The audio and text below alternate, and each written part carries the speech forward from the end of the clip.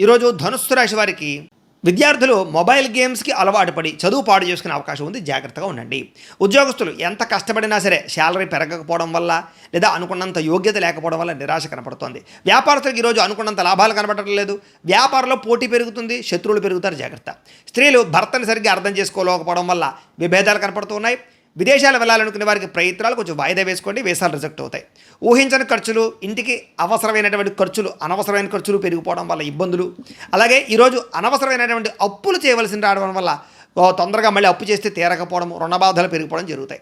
విహారయాత్రలు చేసేటప్పుడు వస్తువుల విషయంలో జాగ్రత్తగా ఉండండి. వాహన ప్రమాదాలు ఉన్నాయి. జాగ్రత్త. స్త్రీలకి భర్త లేదా అత్తగారితో కానీ, తోటికోడలతో కానీ, ఆడబడుచులతో కానీ తగాదాలు ఉన్నాయి. జాగ్రత్తగా ఉండండి. పెద్ద పెద్ద నిర్ణయాలు తీసుకునేటప్పుడు మీకన్నా తెలివైన వారి యొక్క సూచనలు, సలహాలు తీసుకోవడం మంచిది. ఆహార నియంత్రణ లేకపోవడం వల్ల, బయట ఆహారాలు ఎక్కువ తినడం వల్ల గ్యాస్ట్రిక్ ట్రబుల్స్ ఉన్నాయి. జాగ్రత్త.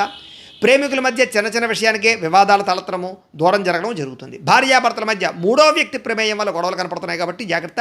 కుటుంబ సభ్యుల మధ్య అనేక రకాల సమస్యలు కనపడుతున్నాయి. గృహ నిర్మాణ పనులు అనుకోని కారణాల వల్ల ఆలస్యంగా ఎదురుకు వెళతాయి.